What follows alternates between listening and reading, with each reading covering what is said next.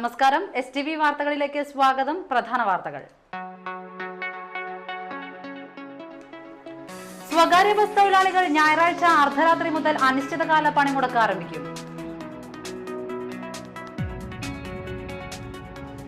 നാട്ടിക ഗ്രാമപഞ്ചായത്തിൽ 100 ദിന കർമ്മ പരിപാടികൾക്ക് ഈ മാസം 10-ന് തുടക്കമാകും.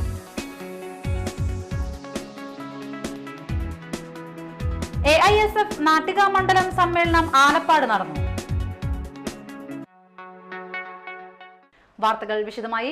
സ്വകാര്യ ബസ് തൊഴിലാളികൾ ഞായറാഴ്ച അർദ്ധരാത്രി മുതൽ അനിശ്ചിതകാല പണിമുടക്ക് ആരംഭിക്കും.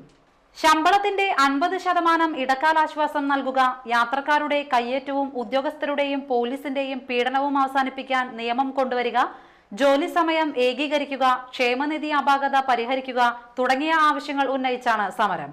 ശമ്പള വർധനവ് ആവശ്യപ്പെട്ട് കഴിഞ്ഞ മാസം 29 മുതൽ പ്രഖ്യാപിച്ചിരുന്ന പണിമുടക്ക് ചർച്ചകളെ തുടർന്നാണ് മാറ്റിവെച്ചത്.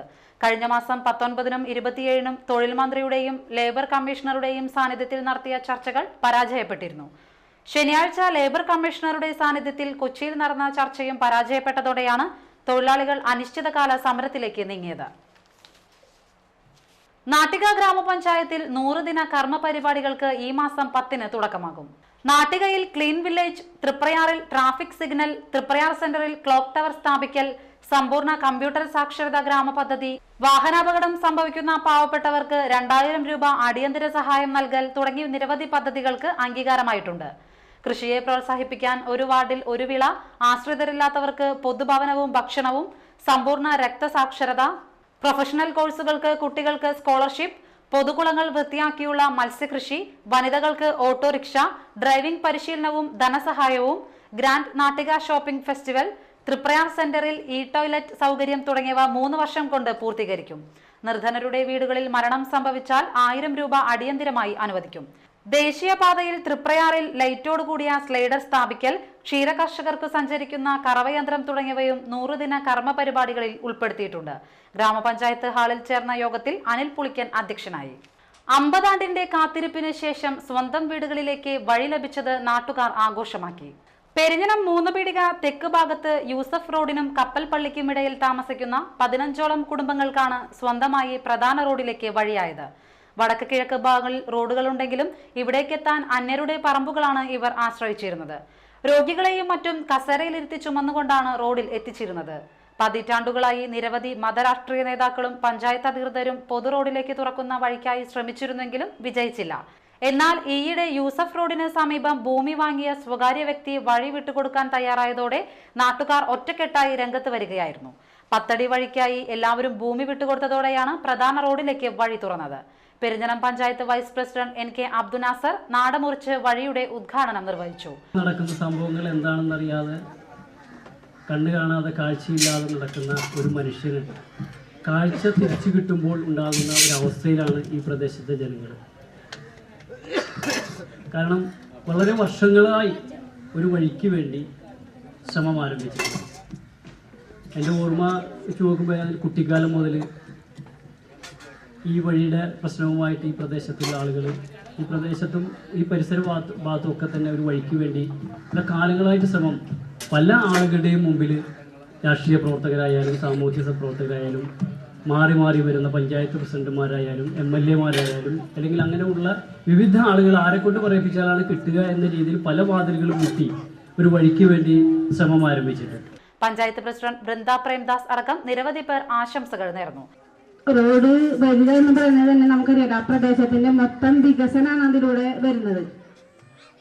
ഇപ്പോ ഉള്ള ചെറിയ ചെറിയ പ്രശ്നങ്ങൾ എന്ന് പറഞ്ഞാല് റോഡിന് ഉള്ളിലുള്ള ആളുകൾ സ്ഥലം തരും, പക്ഷെ തുടക്കക്കാരെ കയ്യിൽ നിന്ന് സ്ഥലം കിട്ടാനാണ് എപ്പോഴും പ്രയാസം. പക്ഷെ ഇത് എന്തോ ഭാഗ്യം കൊണ്ട് തന്നെ നമുക്ക് തുടക്കത്തിൽ നിന്ന് സ്ഥലം കിട്ടിയിട്ടുണ്ട്. നേരത്തെ റഹീം പറഞ്ഞ പോലെ തന്നെ നമ്മുടെ മറ്റൊരു റോഡുമായി ബന്ധിപ്പിക്കുന്ന തരത്തിൽ ഇതിന്റെ പ്രവർത്തനങ്ങൾ ഇതിനെ തുടർന്ന് തന്നെ നടത്തണം. വിഭവസമൃദ്ധമായ സദ്യയും ഗാനമേളയും ഒരുക്കിയിരുന്നു. കയ്പമംഗലം പഞ്ചായത്തിലെ സുനാമി ബാധിതരായ കുടുംബങ്ങളെ എടത്തിരുത്തി പഞ്ചായത്തിലേക്ക് മാറ്റാൻ നടപടിയാകുന്നു. കയ്പമംഗലത്ത് സുനാമി പുനരധിവാസ പദ്ധതിയുടെ ഭവന നിർമ്മാണത്തിന് സ്ഥലമെടുപ്പ് പോലും പൂർത്തിയാകാത്ത സാഹചര്യത്തിലാണ് റവന്യൂ ഫിഷറീസ് പഞ്ചായത്ത് അധികൃതർ ഇങ്ങനെയൊരു നടപടിക്ക് ഒരുങ്ങുന്നത്. എടത്തിരുത്തിയിൽ പുനരധിവാസം ഏകദേശം പൂർത്തിയായപ്പോൾ 22 വീടുകൾക്ക് അപേക്ഷകർ എത്തിയില്ല. ഈ സാഹചര്യത്തിൽ സമീപ പഞ്ചായത്തുകളായ വലപ്പാട്, കയ്പമംഗലം പഞ്ചായത്തുകളിൽ അർഹരായ കുടുംബങ്ങളെ കണ്ടെത്താൻ തഹസിൽദാർ പഞ്ചായത്ത് വില്ലേജ് അധികൃതരോട് ആവശ്യപ്പെടുകയായിരുന്നു. സുനാമി പുനരധിവാസത്തിനായി കൂരിക്കുഴി PHCക്ക് സമീപം 1.5 ഏക്കർ ഭൂമിയാണ് അധികൃതർ കണ്ടെത്തിയിരിക്കുന്നത്. അളന്ന് അതിർത്തി കല്ലിട്ട ഭൂമിയിൽ നിർമ്മാണം ആരംഭിക്കാനായി ഫലവൃക്ഷങ്ങൾ പിഴുതുമാറ്റുകയും സാമഗ്രികൾ ഇറക്കുകയും ചെയ്തിരുന്നു. എന്നാൽ 3 ഏക്കറോളം വരുന്ന ഭൂമിയിൽ ബാക്കി വരുന്ന സ്ഥലം പോലും ഉപയോഗിക്കാൻ കഴിയാത്ത വിധം അശാസ്ത്രീയമായും അന്യായമായും ഭൂമി കയ്യേറിയെന്നാരോപിച്ച് ഭൂവുടമ കോടതിയെ സമീപിച്ചു. ഇതോടെ വീടുകളുടെ നിർമ്മാണം അനിശ്ചിതത്വത്തിലാവുകയും ചെയ്തിരുന്നു. സമീപ പഞ്ചായത്തുകളിലൊക്കെയും വീടുപണി പൂർത്തിയാക്കി ഗുണഭോക്താക്കൾക്ക് കൈമാറ്റം ചെയ്തു കഴിഞ്ഞു. ഈ അവസരത്തിലാണ് തൊട്ടടുത്ത പഞ്ചായത്തുകളിൽ വീടുകൾ ബാക്കിയുണ്ടെങ്കിൽ മാറാം എന്ന അധികൃതരുടെ നിർദ്ദേശം വന്നിരിക്കുന്നത്. അതേസമയം സുനാമി പദ്ധതിക്കായി വീടുകൾ പണിതീർത്ത പലയിടത്തും കുടിവെള്ളമടക്കമുള്ള അടിസ്ഥാന സൗകര്യങ്ങൾ എത്തിയിട്ടില്ല. ഇതുമൂലം പല ഭാഗത്തും വീടുകൾ ഏറ്റെടുക്കാൻ കുടുംബങ്ങൾ മടിക്കുകയാണ്. എടമുട്ടം ക്രിസ്തുരാജ ദേവാലയത്തിൽ ക്രിസ്തുരാജന്റെയും വിശുദ്ധ സെബാസ്റ്റ്യോനസിന്റെയും പരിശുദ്ധ കന്യാമറിയത്തിന്റെയും സംയുക്ത തിരുനാൾ ആഘോഷിച്ചു. രാവിലെ നടന്ന ആഘോഷമായ തിരുനാൾ പാട്ടുകുർബാനയ്ക്ക് റവറൻ ഫാദർ ആന്റണി തെക്കിനിയത്ത് നേതൃത്വം നൽകി. റവറൻ മോൺസിഞ്ഞോർ ജോസ് ഇരുമ്പൻ തിരുനാൾ സന്ദേശം നൽകി. റവറൻ ഫാദർ വിൽസൺ പേരേപ്പാടൻ സഹകാർമ്മികനായി. വൈകിട്ട് കുർബാനയും തുടർന്ന് ഭക്തിനിർഭരമായ പ്രദക്ഷിണവും നടന്നു.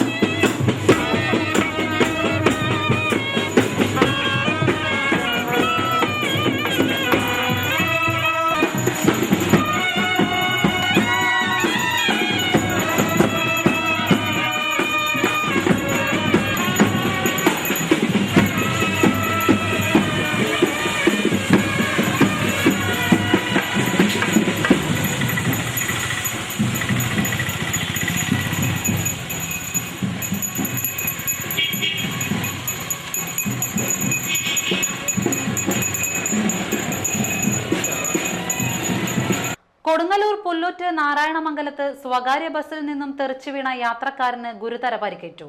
കരുപ്പടന്ന സ്വദേശി പഴുമ്പറമ്പിൽ മുജീബ് റഹ്മാനാണ് പരിക്കേറ്റത്. കൊടുങ്ങല്ലൂർ മോഡേൺ ആശുപത്രിയിൽ പ്രവേശിപ്പിച്ച ഇദ്ദേഹത്തെ സ്ഥിതി ഗുരുതരമായതിനെ തുടർന്ന് തൃശൂർ വെസ്റ്റ് ഫോർട്ട് ആശുപത്രിയിലേക്ക് മാറ്റി. ഞായറാഴ്ച വൈകിട്ട് 4:30 അപകടം. ദേശീയപാത 17ന്റെ വികസനത്തിനായി ഭൂമി ഏറ്റെടുക്കുമ്പോൾ ഉടമകൾക്ക് നടപ്പുവില നൽകണമെന്നാവശ്യപ്പെട്ട് CPM എടത്തിരുത്തി പഞ്ചായത്തിൽ കൺവെൻഷൻ നടത്തി. നഷ്ടപരിഹാരവും പുനരധിവാസവും ഉറപ്പാക്കിയ ശേഷമേ ഭൂമി ഏറ്റെടുക്കുവാൻ പാടുള്ളൂവെന്നും പരാതികൾ പരിഹരിക്കുന്നതിന് തീരദേശത്ത് ഓഫീസ് സ്ഥാപിക്കണമെന്നും കൺവെൻഷൻ ആവശ്യപ്പെട്ടു. Nattika area secretary PM Ahmed ഉദ്ഘാടനം ചെയ്തു. AV സതീഷ് അധ്യക്ഷനായി. MK ഫൽഗുണൻ, KK ഭരതൻ എന്നിവരും പ്രസംഗിച്ചു. സമരസമിതി ചെയർമാനായി AV സതീഷിനെ കൺവെൻഷൻ തിരഞ്ഞെടുത്തു. ഇനിയൊരു ഇടവേള.